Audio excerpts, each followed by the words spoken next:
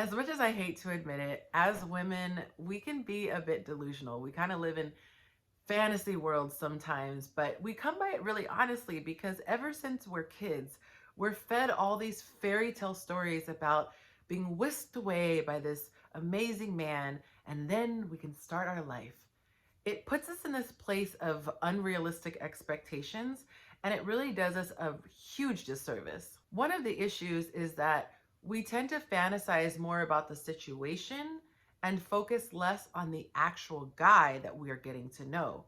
This is why you can meet a man in the morning, let's just say, and by nighttime, you are already picturing the whole thing. I can see the wedding. I can see the two kids. I can see the white picket fence and the dog running around. And you've only had one or two conversations. This is why, for women, I need you to watch this video because it will radically change your view on dating. Your concern should not be so focused on getting picked, but on being with the right person. This is the partner, ideally, that you're going to spend the rest of your life with. And so you need to be focused on compatibility and seeing if this person is a good match with you, seeing if you even like this person, and seeing if you can get along. Unfortunately, we usually get so caught up in the fairy tale of it all, we're more focused on whether or not we're going on fancy dates, if we're getting an opportunity to get all dolled up, and all these other irrelevant things that don't matter. I was talking with a friend the other day, and it led me to come up with what I'm calling the discovery phase.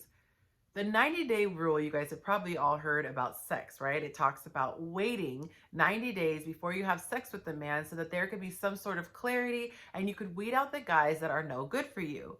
But I want to take this rule even further.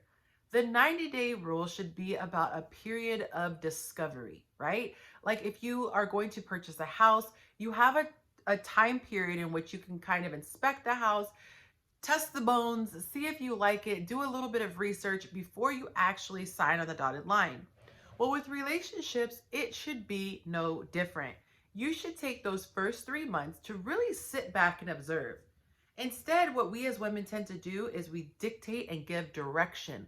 This is the fantasy that I have, and so, man, that I'm going to insert into the picture, I need you to do XYZ so that you can make this dream come true.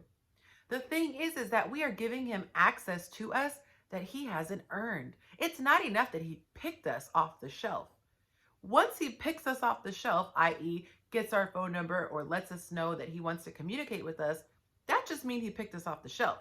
It doesn't mean that he's ready to make the purchase. You can go with my metaphor here, right? To stick with this analogy, imagine he has picked you off the shelf and he's taking a look at you. He might be reading the facts on the back, but however much time he needs, he's taking the time to decide if he wants to go ahead and put you in the cart and take you home. This is the period that I'm calling the period of discovery. During this time, you should not just have him focused on whether or not he's feeling you and wants to commit to you. You too should be looking at him and saying, do I want to get into your cart? Do I want to get into your basket? Minus the attitude, of course. But with a lot of women, they don't have enough self-love or they don't know how to act on it. And therefore, they're just super excited for anyone to come along and pick them off the shelf. You need to take this time to see how he handles himself. During this time, you'll be able to see a time where he's disappointed. You'll probably have an opportunity to see him angry. You'll have an opportunity to see him when he's really excited. Sit back and observe and take inventory. When you're so focused on the romance and you're so focused on the fantasy and you're off in la la land, your head is in the clouds. And way up there, you don't have the vantage point to see the information that you really need to see. This is why you have a string of exes who you look back and go, what the hell was I thinking? It's because, honey, you weren't thinking. You were too high with your head in the sky, imagining the wedding and the kids and all the holidays that you finally had to stop spending alone, okay? So stop fantasizing about the plaid pajamas and get your head back in the game and really look at him. Be objective. Now, I can't stress this enough. This is not about being bitchy or rude or acting like you're better than him.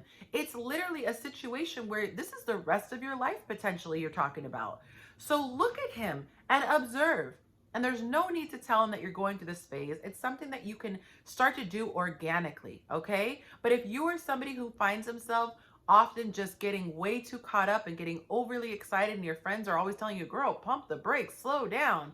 You might need to actually put something on the calendar that says, here's the 90-day point.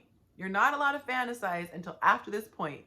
But guys do this naturally, and it's never something that they say. They never say, hey, lady, you're pretty awesome, but the jury's still out right now. I'll hit you back in 3 months. No, they just continue moving forward. This is why it's important for me to say this. During this 90-day period, can you see why it's important for you to withhold sex if sex is something that you would be really not okay with giving outside of a commitment? Now that you know that men are not committing out the gate, the minute he expresses interest is not the same as him saying, I'm committing to you, even if the commitment is dating you. So if there is something that you would not be comfortable giving before the commitment, hold it back. Hold it back. It's just common sense.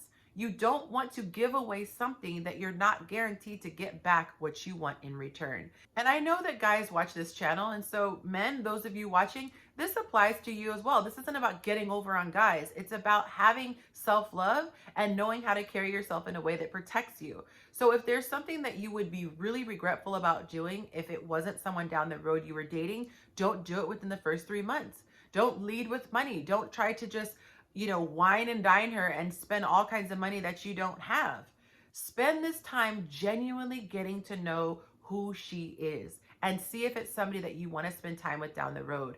This is where a lack of self-love shows its ugly head the most. It's when you feel feelings of desperation. It's when your mind tells you, hey, there are red flags, but your emotions are saying, oh, but I just don't want to be alone.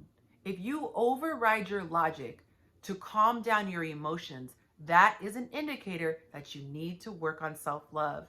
And if you're finding out that that's you, this fits the bill, you want to go ahead and click on the link below for my course, Make Dating Fun Again.